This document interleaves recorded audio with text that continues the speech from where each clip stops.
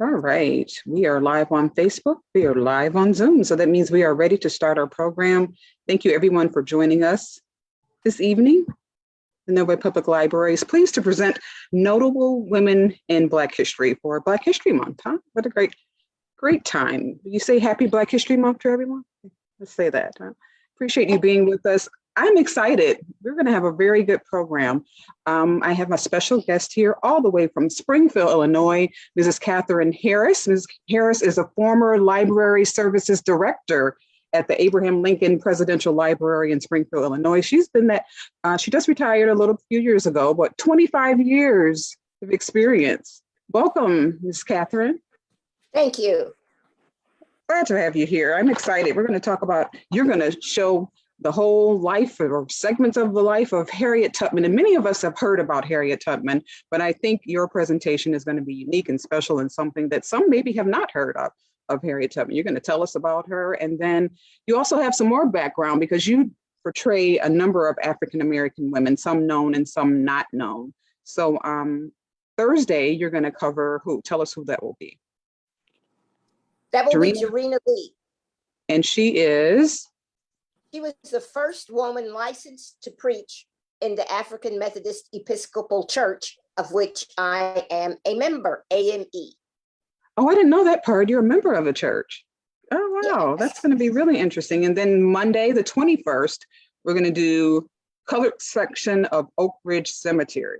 Tell us what that is.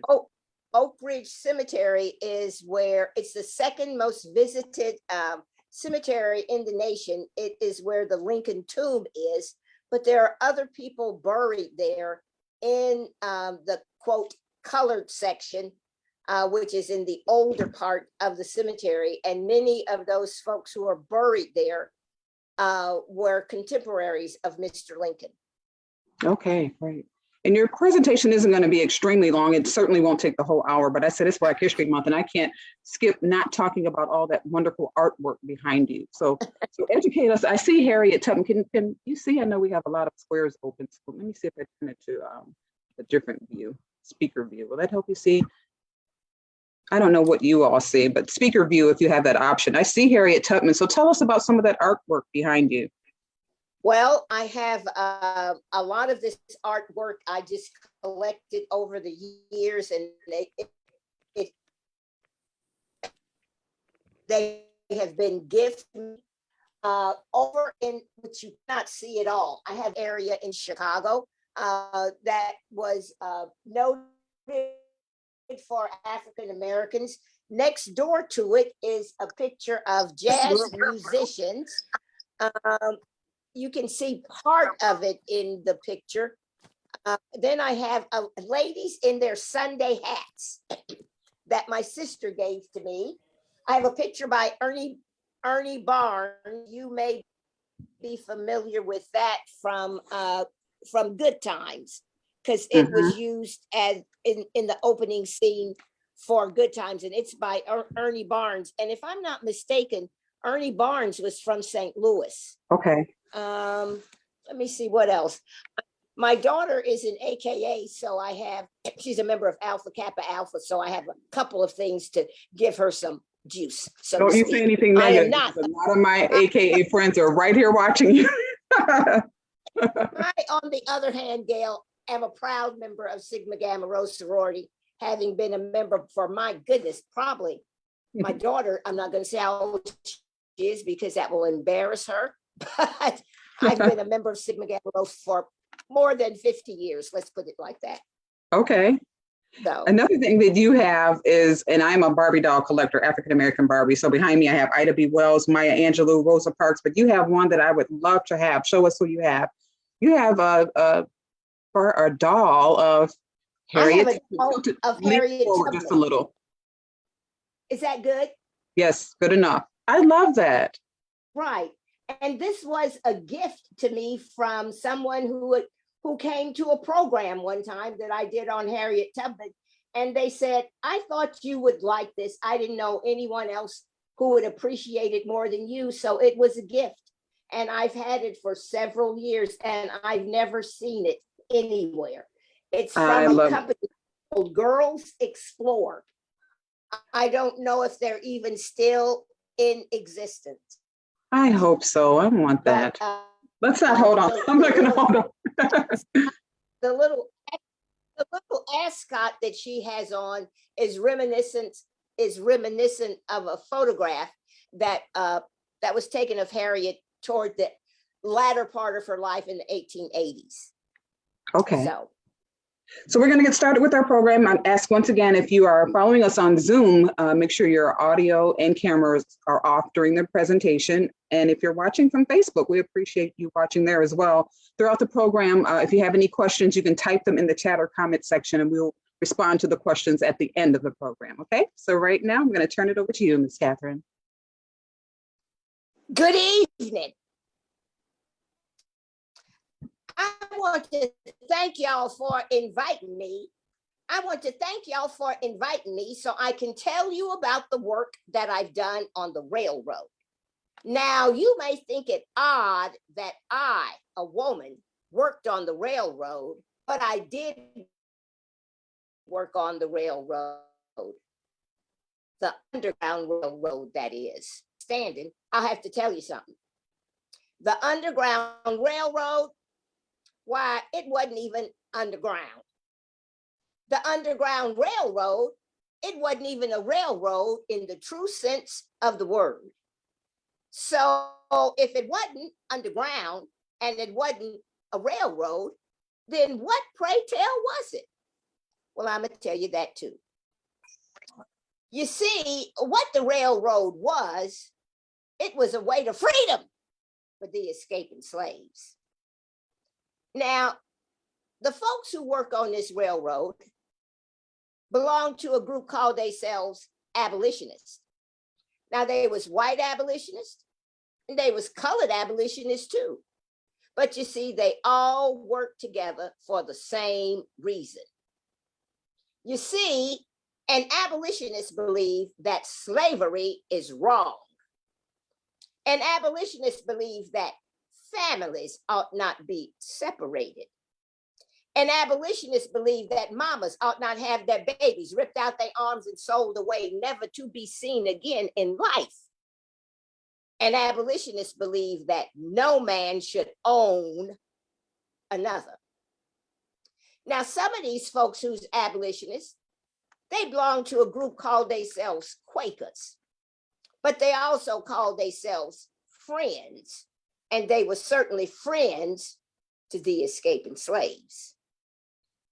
Now, I said the railroad was neither underground nor a railroad, but it was a way to freedom for the escaping slaves. So I've told you about some of the people. So now I'll tell you about some of the places. Now, the places on this railroad, and we call these places stations. Why, a station might be a barn. It might be a cellar. It might be an attic. It might be the back of a wagon. It might be the forest, the swamps, all outside. Because what the railroad really was a way to freedom. I didn't tell you my name, did I? Well, my name is Harriet Tubman. Folks call me Moses. Y'all know about Moses, don't you? Y'all know that Moses in the Bible led his folks from slavery to freedom. So folks call me Moses too. Now, I was born a slave. I was born in Dorchester County, Maryland. I was born in 1820. Of course, it could have been 1821, could have been 1822, might even been 1823, because you see, don't nobody care about no slave having a birthday. But I was born because I'm talking to you today. Now, on that plantation there in Dorchester County where I was born, was owned by a man whose name was Master Brodus. And in Master Brodus's plantation, I worked out in the fields. I worked out in the timber with my papa, and I got to be as strong as any man. But you see, I had heard about something called freedom. And I decided I wanted to have me some of that. So in 1849, I decided that I was going to be free. And with the help of those kindly Quaker abolitionist folks that I told y'all about, I got to my freedom.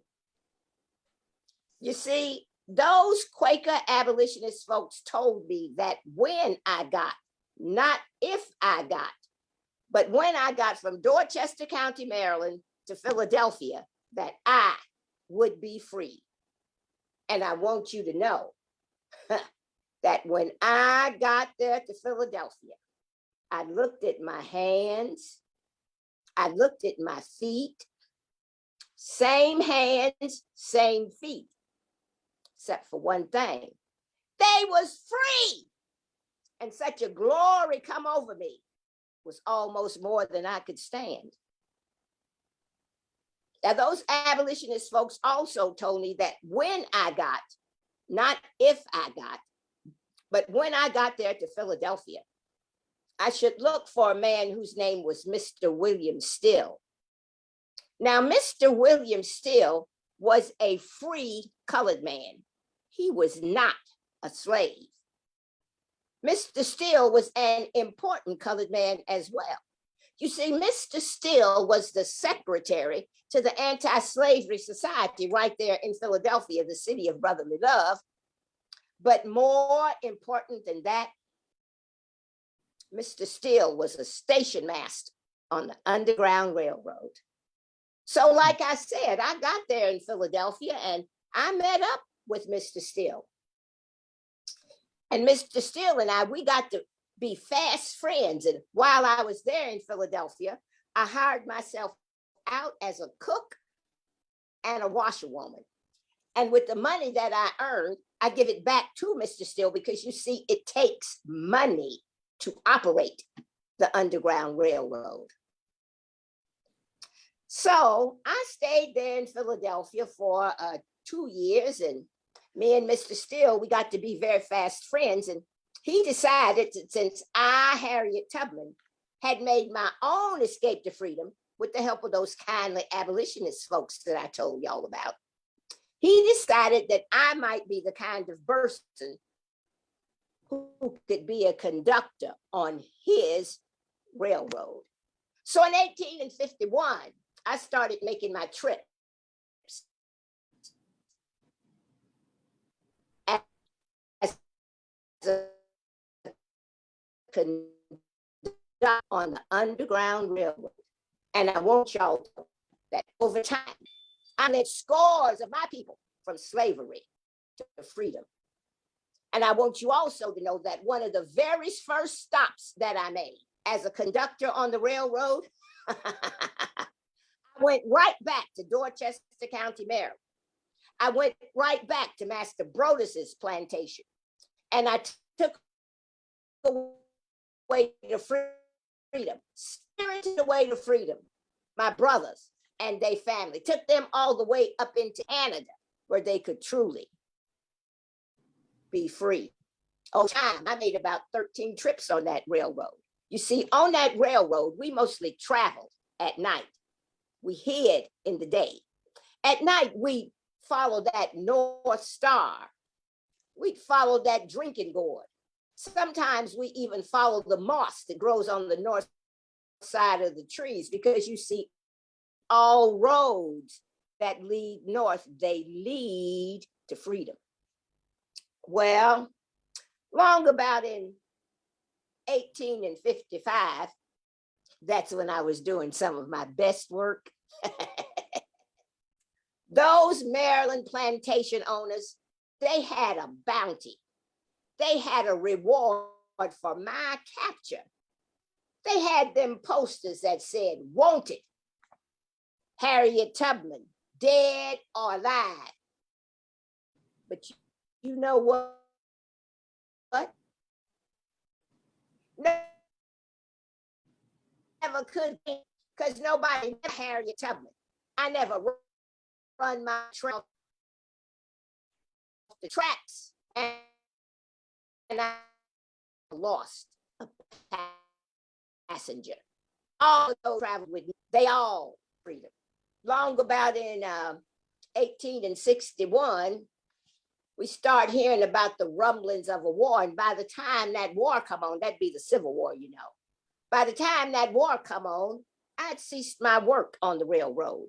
But you know, even at the close of my work on the railroad, there was still work to do for the cause of freedom. And I want y'all to know that I, Harriet Tubman, I done that work as well. So you're probably wondering, well, Miss Tubman, what did you do during the war? Well, you know, I'm gonna tell you. During that war, I served as a scout, a spy, and a nurse in Mr. Lincoln's army. Never did get no fair pay for my service, because I did it anyhow, because it was for the cause of freedom. Well, that war come to a close in 1865, and back in 1863, Father Abraham, that's what we called him, Father Abraham, he give out that Emancipation Proclamation. And then in December of 1865, we have the ratification of that 13th Amendment to the United States Constitution. And then back in April of 1865, we had the surrender right there at Appomattox to cause the end. So if you mix all together, all of that, we have the end, the abolition of slavery right here in these United States. But even at the close of the war, there was still work to do for the cause of freedom. And I, Harriet Tubman, I did that work as well. So you probably wondering, well, Miss Tubman, what'd you do at the close of the war? At the close of the war, I worked for the Freedmen's Bureau. Now, do y'all know what the Freedmen's Bureau is? Some of you do, and some of you don't. So I thought I'd have to tell you. The Freedmen's Bureau was started by the federal government, strange as it might seem, to help them former slaves know how to be free, learn how to be free. You see, what that Freedmen's Bureau done was, it taught them former slaves how to present themselves for work. They already knew how to work, having been a slave and all, but how to present themselves for work, get paid for their labors, and keep the money for themselves. But I'm gonna tell you, one of the best things that Freedmen's Bureau done was taught them former slaves how to read and write. Because in slavery days, against the law to slave how to read and write. Well, told y'all that war come to a close in 1865, and I told you about my mom and my papa and my brothers that I took all the way up into Canada so they would truly be free. So at the end of the war, I went back up into Canada and I brought them back across the falls. That would be Niagara Falls. And I settled in a place called Auburn, New York. And that's where I live today. I live in Auburn, New York. And it is there that I take care of my aging mama and my aging papa. But you see, I have also opened my home to other former slaves who's getting old and up in years and don't have no one to care for them. So the folks there in Auburn say that I operate an old folks home. And I reckon I do, right there in Auburn, New York.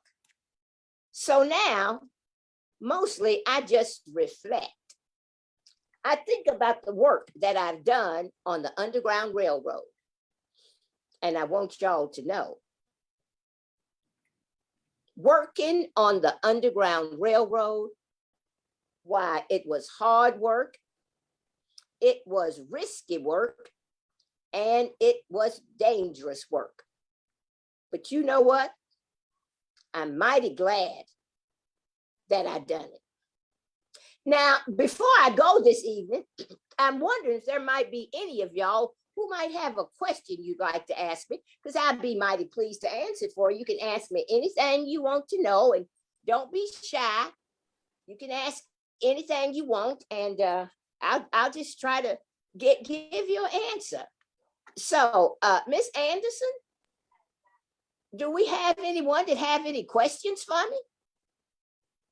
Well, Ms. Tubman, we're going to see right now. If you do have a question, please, you can type it in the chat section, or please just open up your mic and I'd like to hear you ask a question yourself. Mr.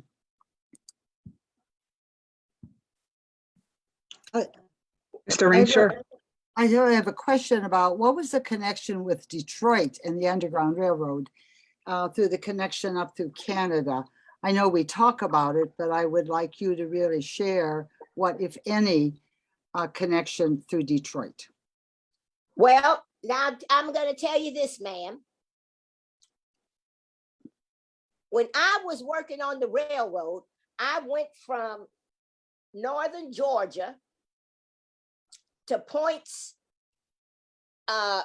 east on the eastern shore of Maryland. Now, I have never been to Detroit, so I don't know nothing about it. But I know that the railroad run into that area. My friend, Mr. Steele, he told me that this Underground Railroad, it runs all the way from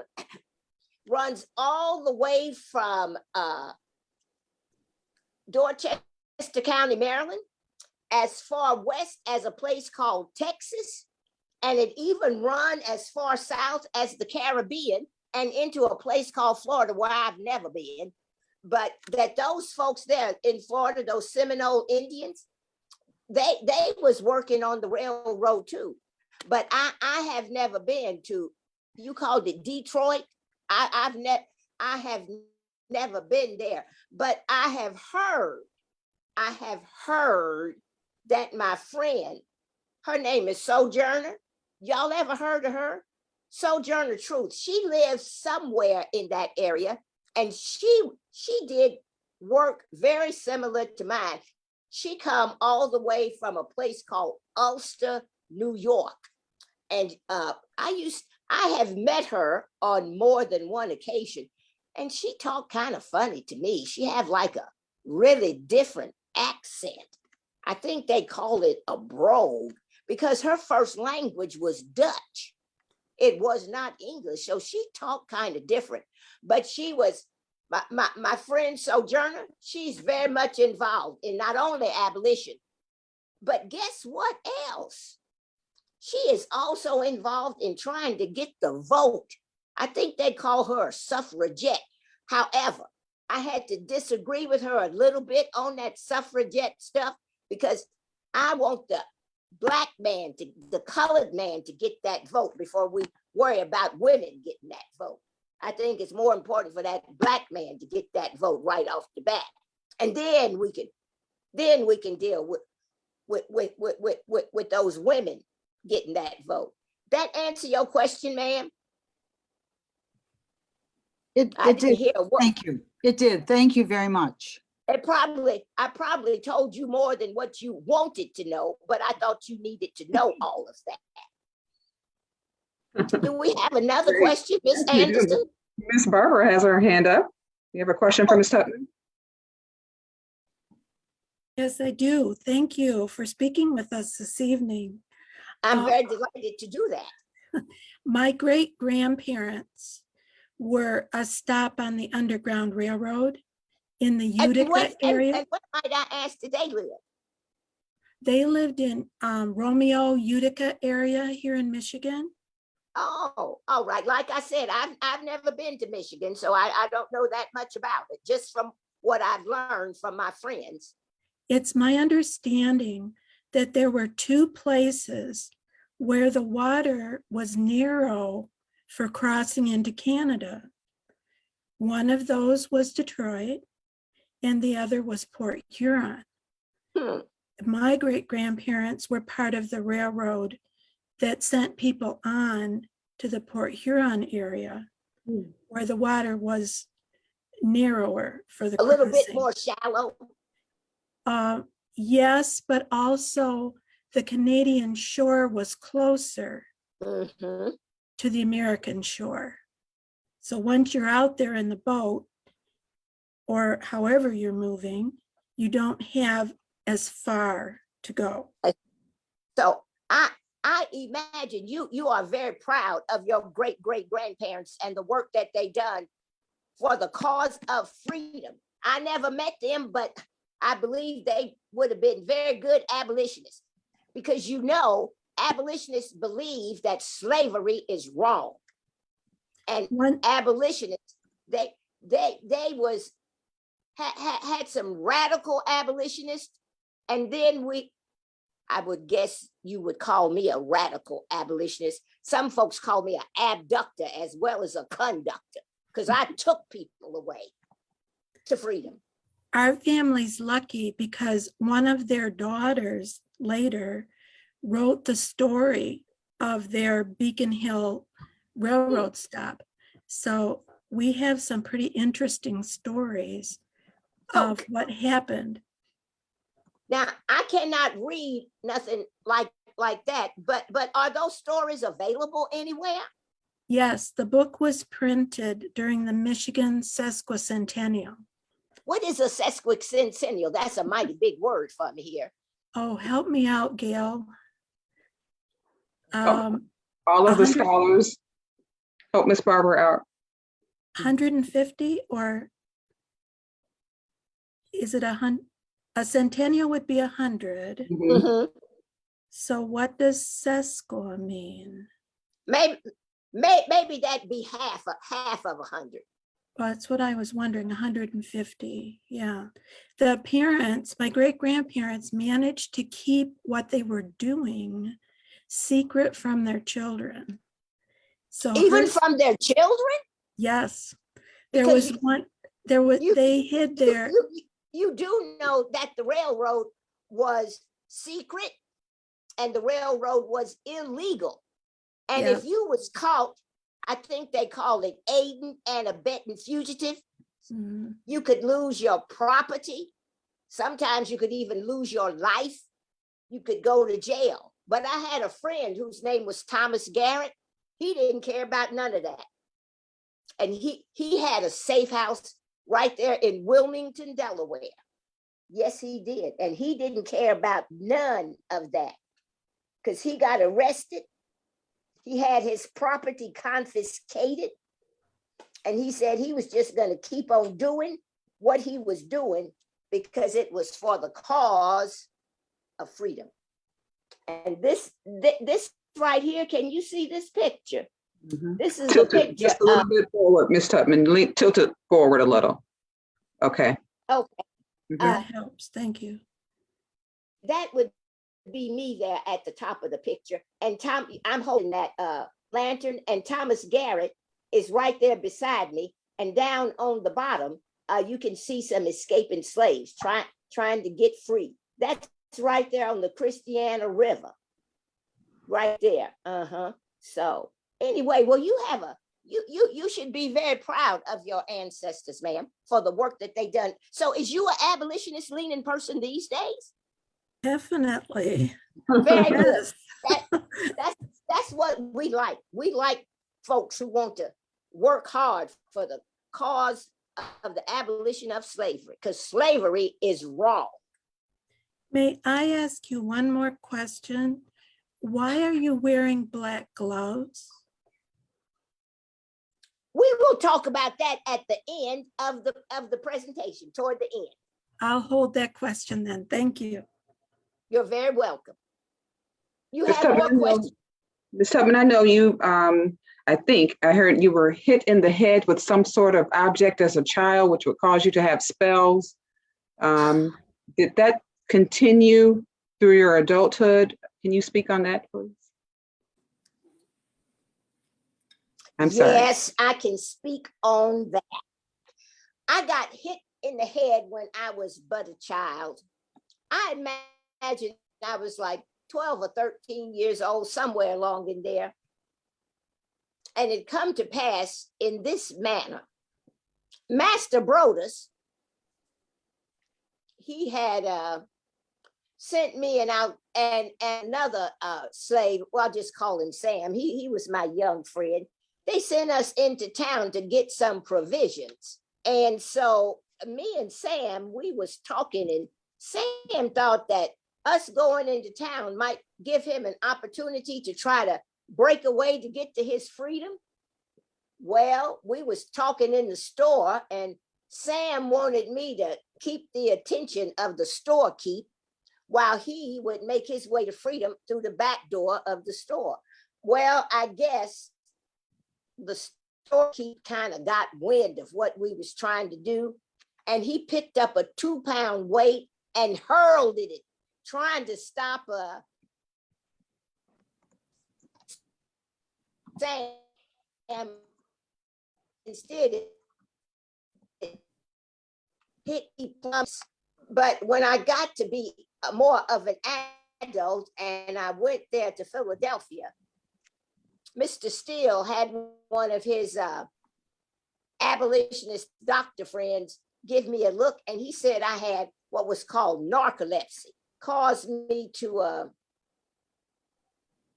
go to sleep at the drop of a hat, not sleep long, but just caused me to go to sleep for a few minutes. And it was during those times that I was sleeping or resting or in the throes of my epileptic fit, as they called it, that I would hear from the good Lord, and he would provide me with information as to about where I could go to stay safe and what I should do to remain to be safe. So that was true. I did get hit in the head. And folks, folks over time have asked me, well, Miss Tubman, did that blow to your head cause you any trouble when you was on the railroad? And I have to stop and think, and I have to say, I don't reckon it did, because those who traveled with me, all those who traveled with me on the railroad, they all got the freedom. So I guess it wasn't never no problem for me. What would you say about that, Miss Anderson? I just remember seeing one of your video presentations as a child in the 3rd grade.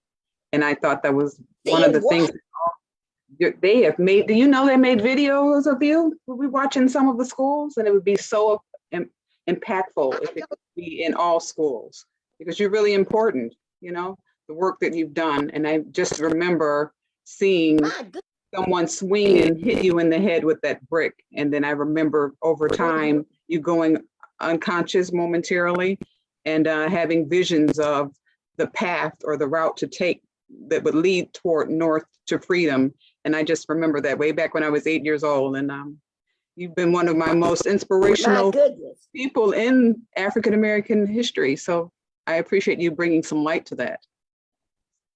We have another question from Ms. Tia Marie. Can we take another question? You ready, Ms. Tubman? Mm-hmm. Hello, Ms. Tubman, and thank you, Ms. Anderson. I appreciate both of you. This is Tia Marie. I'm glad that you mentioned on the note about education. Right now, the history of you, your work, the real truth of your background is under siege right now. How important is your story being to be shared with young people right now as we go forward, so that we don't ever go back into a time of indentured slavery or any of the other versions? How important is this information and this history accurately portrayed? Well, I am very flattered that folks are still talking about me at this day and time. And it is very important because, we should never forget where we were, and our story needs to be told. Our story needs to be told about the struggles that we had on the road for freedom, because we have been an example, Harriet Tubman and me, and I'm very proud of this, we have been inspiration to folks all around the world who are looking for freedom, because freedom is the most important thing. I believe that Father Abraham, that's what we called him, Father Abraham, those, something like this, those who deny freedom to others are not deserving to have it for themselves. So I hope that kind of give you an answer, Miss Tina Marie. Did that kind of answer your question? I hope so. Ms. Tia Marie? I'm so sorry, I've been trying to make sure I'm on mute so I don't get background noises. But yes, absolutely, it does. I also wanted you to share, a lot of people think, just like maybe you, how Rosa Parks was, who I know you don't know, that you were much older when you started this work. And actually you were much younger and quite fierce and quite a rebel to be reckoned with. So I would like if you would talk a little bit more about that. Well, I don't know nothing, you're absolutely right about no Rosa Parks, but if she was working for the cause of freedom, that's a good thing. And you are never too old or too young to work for the cause of freedom. Now, I believe I said that I was born somewhere between 1820 and 1823.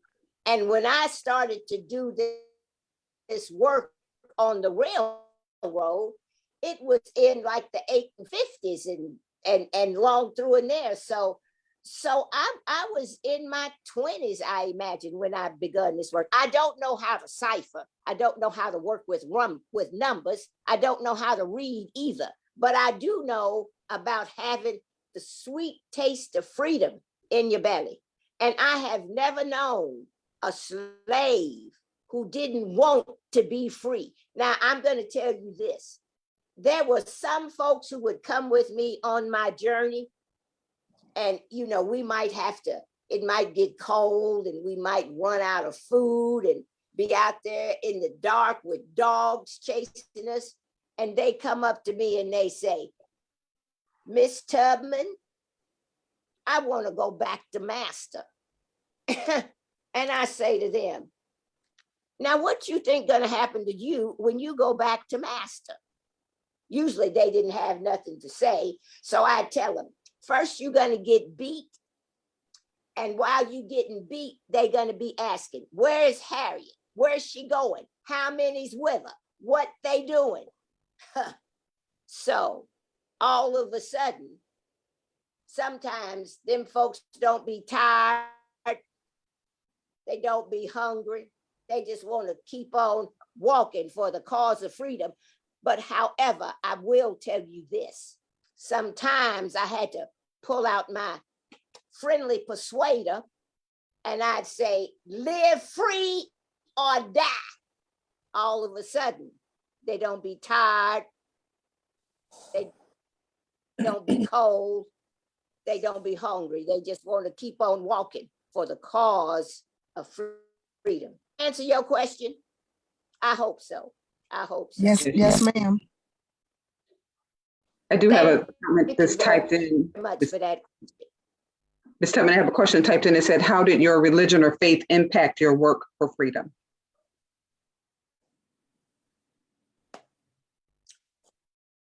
You know, that is the most blessed thing about the work that I done, because the good Lord called me to do this work, to lead people to freedom. And I want y'all to know this. Where the good Lord leads you, he will not leave you. And he has never left me yet. So my faith sustained me then, sustains me even today. It does, because the good Lord was with me on my travels. So you have to believe. You have to believe. And I did. I did believe, and I do believe. I hope that's a good enough answer. Very good. Where the good Lord leads you, he will not leave you. Is that what you said, Ms. Tubman? I like that. Yes, ma'am. I felt that. That was, Yes, ma'am. any more questions? I think I saw someone's hand up. I'm not sure where it is. I'm looking at my screen here. If you have a question, you can just pose it now or a comment, please. And if you are watching on Facebook as well, if you have any comments or questions, I am monitoring there. So you can type it in the comment section and I can ask Ms. Tubman the question. Anyone else? Put my glasses on here. I see someone type something. It says, there is a station in Wall Lake, Michigan attributed to the Underground Railroad. Thank you for your contribution to freedom for all. So that was a compliment to you, Ms. Tubman. And I will take that compliment. Like I said, I never been wherever Michigan is, but I know there was railroad workers in that area. And because of the closeness, because you see right there where I live in Auburn, New York, just right across the Niagara Falls was Canada, where we could truly be free. Because you see, it was only under the paw of the lion that a colored man could truly be free. When they passed that fugitive slave law in 1850, there was no place that a colored man, free or fugitive, could truly be free except under the paw of the lion.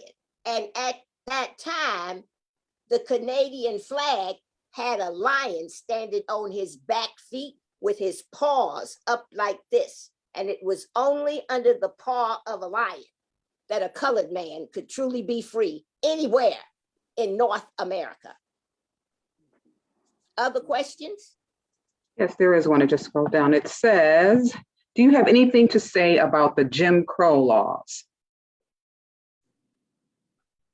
Well, you know, those Jim Crow laws, they come out right after the war in that Reconstruction, after the close of Reconstruction. And to me, they was just another way to keep us bogged down, just to keep us bogged down with not having rights to do stuff which had been given to us in that 13th, 14th, and 15th Amendment. And those were just slaps in the face by white supremacist folks to try to revert us to the conditions that we was before those amendments was passed. But didn't work. We still might have some troubles, but we not never going back to that situation. Not never. Never. Other questions, other ideas? See if anything else is here. Ms. Tubman, did you know at one point there was a conversation in now about putting you on some money, I think it was a $20 bill? I haven't heard about that lately, but do you know the impact that you had that was even being considered? Comment on that. Well, I have heard that they want to put this image on a $20 bill, but I'm gonna tell you something. I'd rather have a $20 bill than be on a $20 bill. All right. I get it.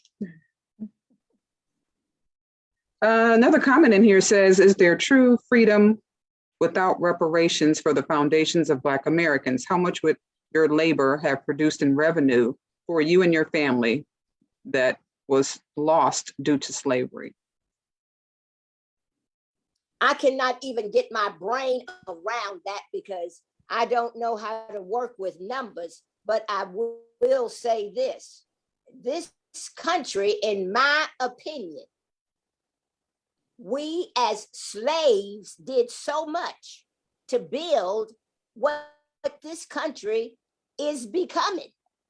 You know, from picking the in the South, raising the indigo, the rice, the crops, all of that. Have y'all ever been to Charleston and seen all that beautiful wrought iron that's in that town? I've heard about it, I've never seen it. But all of those things that are beautiful was made by folks like me, and we never got paid nothing. Even that Capitol building where the Congress meets. Huh. We helped build that. The whole city of Washington City was laid out by a man, I'm told his name was Benjamin Banneker. I never met him, but I'm told he helped figure out what Washington City should look like. We have given a lot to the history, the building, the making up of this country. And I don't know, maybe one day we might get some recognition for us, but we know, and the good Lord knows, where the truth lies. So I'm not going to fret myself about that. Good thing. Someone says, what would Harriet, or what would you, Ms. Tubman, tell us as we continue to struggle for racial justice? Keep that struggle alive, because as my friend Frederick said, without struggle, there is no peace. And that's what, y'all know who Frederick is. That'd be Frederick Douglass. Douglass. Mm-hmm. Without struggle, there is no reward. And so however long it takes for us to struggle, we just have to stay on that battlefield. We just have to stay there the whole time. Mm-hmm. Tia Marie, was your hand up again, or was that from before? Or maybe that was a high five. All these different little.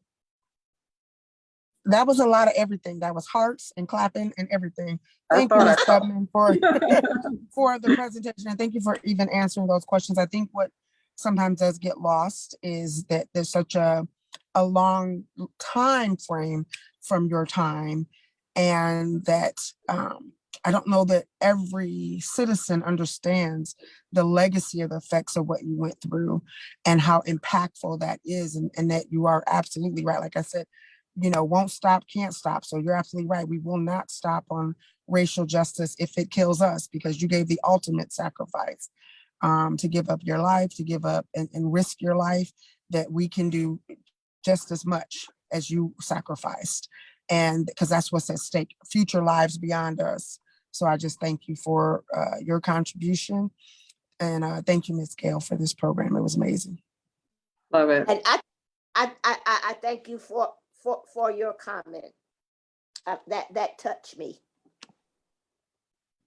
Any other, as we come closer to the close of our program, any other comments or questions that you'd like to make right now? And I really like this type of format for this program. I think it's quite impactful, having Ms. Tubman here, and I love this. It makes you really feel what happened then, it makes you feel it. So I hope you get the idea of what we're doing here. So, Miss Gale. Yes, ma'am. We have about 10 more minutes. Is that right? Yes. Okay. I am going to become Kathryn Harris. Love it. I was wondering when, I was respecting you to tell me when. Okay. So when I take off my gloves, somebody asks, why do I have on gloves? I have on blue fingernail polish and Harriet Tubman. I was wondering how you were going to answer that. That one thing you forgot when you were transferring yourself into Miss Tubman, huh? The nails. So for the person who asked, I don't believe Miss Tubman wore blue a little polish. story. When I was early on being Harriet Tubman, which started some years, and the first presentation I made was to a 5th grade class, and I had on red fingernail polish. And it was probably around this time of year, and the classroom was hot as blazes, and I had on gloves like I did tonight. And it got so hot in the room that I took off my scarf and my gloves and my coat. And this little girl said, "You're not the real Harriet Tubman because you had on red fingernail polish." And so that taught me a lesson that anytime I am in character, regardless of the discomfort, I have to stay in character. And so that's why I have on gloves, because I would take my fingernail polish off when I would go do presentation. I said, well, this is ignorant. I'm just weakening my nail bed and all of that. And so I just started wearing gloves instead, and it works out wonderful because I like having blue and red and pink and orange nail polished on. But you see, children are much more difficult audiences than adults, because adults often are reluctant to ask a question because they may not want to appear, and I use the word ignorant, meaning not knowing. But a child, they have no compunction. They'll ask you whatever they want, and then you just have to deal with it. And I have had some really good questions come from children. I'm sure. Someone put in, is this a series we can sign up for? See anyone? Remind everyone. Okay. I have a series. comment. That's great. Who is that? Someone has a comment? Yes, Margaret Brooks on here, but my name is Margaret Clay. Sure, Margaret. Living in Detroit for 45 years, and the Second Baptist Church, I put it in the chat. Detroit Underground Railroad is a historical society, Michigan, and it's the oldest African-American church. And for 29 years, Second Baptist was the last stop of the Underground Railroad travel journey to Canada during the mid-19th century. That's the write-up they have about it. But I'm well aware of the church. We would take children doing Black history there for a tour. That's downtown Detroit. Right, right. I have had the distinct honor and privilege to visit two significant sites on the Underground Railroad. One was at Mother Bethel in Philadelphia, which was a known site on the Underground Railroad. I'm a member of the AME Church.